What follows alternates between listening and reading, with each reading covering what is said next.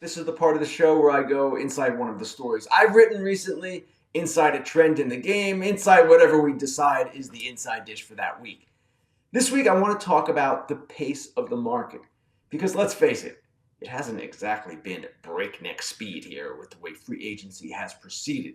Tim Britton and Aaron Gleeman of The Athletic compiled a list of the top 40 free agents at the start of free agency. Top 40 people that they thought would be the most attractive to teams.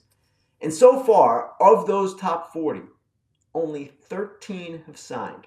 13 out of 40 free agents, the top 40, are under contract or in agreement with new teams. And that's with Lourdes Gurriel Jr. agreeing with the Diamondbacks over the weekend. That's a pretty low number.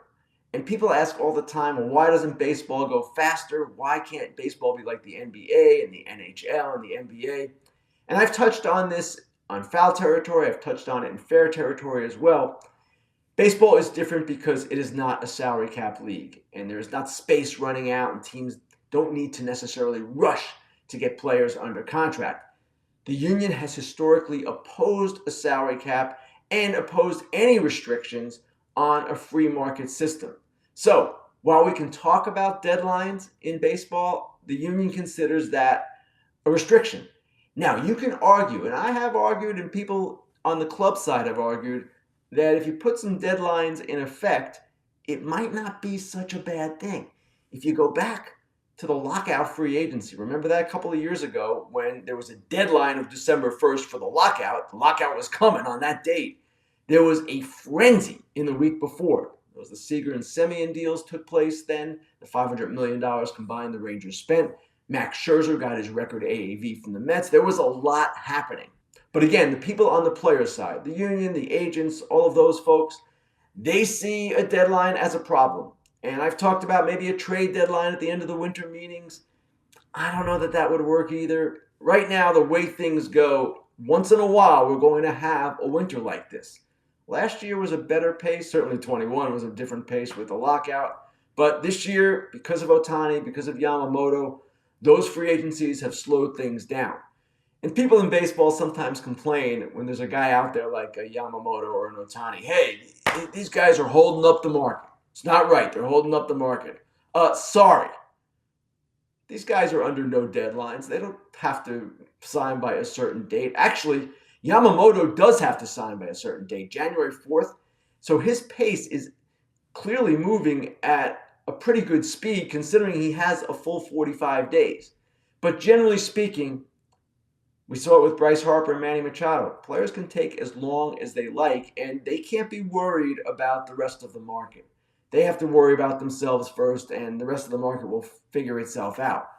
Might certain players get hurt the longer this goes? Yes, because they could get squeezed as teams say, there's only a few of you left. It's getting late. You take this deal or you're not one of us. That could happen. But again, only 13 out of 40 players signed, Otani being the biggest among them. Aaron Nola, Sonny Gray, Eduardo Rodriguez, the big starting pitchers. Heimer Candelario, Jung-Hoo Lee signed with the Giants last week. He's their first big pickup of the offseason. Michael Wacha and Seth Lugo go to the Royals. Gurriel, I mentioned. Flaherty to the Tigers. Maeda to the Tigers as well. Craig Kimbrell to the Orioles. And Jason Hayward back to the Dodgers. Those are the lucky 13. And also, some of the teams in on Yamamoto, the Yankees, for example, are going to continue to do things if they do indeed sign him. The Yankees would probably try to supplement their bullpen a little bit, maybe add yet another starter, not an expensive type, someone who could eat innings. But the Yamamoto signing will signal the next phase of free agency. It also will or should open up the trade market. And we've got some pitchers still out there who are available in trade or at least have been discussed as possible trade candidates. Who am I talking about? Well, it's this list right here. Dylan Cease, he's going to go. I'm convinced of that. But to some extent, the White Sox are waiting for the Yamamoto situation to resolve when they will have their suitors on tilt, more desperate, more urgent. They're going to want to hold off till then. They've sent that message throughout the industry pretty clearly. Corbin Burns, it depends on which day you kind of ask to see whether he actually is really going to be traded. The latest I'm hearing is no, but I've heard yes, I've heard no, I've heard it all different ways the entire offseason. Framber Valdez is a guy that the Astros are not listening on seemingly right now, but other teams are wondering if they might. The Astros are right above the first luxury tax threshold. Only once under owner Jim Crane have they gone above the threshold. That was in 2020. And as it turned out, because of the pandemic, there weren't even penalties assessed that year. So he could go, but right now it doesn't seem like there's any real activity there. And Shane Bieber was the last pitcher on that list. We'll have to see what the Guardians decide, whether they can get enough for Bieber, whose reputation in the industry has kind of regressed since his 2020 American League Cy Young Award. His velo's down. His results aren't quite what they were. Teams don't see him in the same light. But what I'm trying to say here, the way I will wrap it up, is that free agency is going to happen. Trades are going to happen. It's just taking longer than usual. Each offseason is different. Each offseason has its unique characteristics.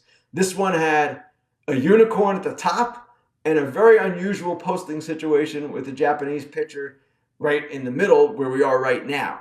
So we'll get there. It's just going to take a little bit more time.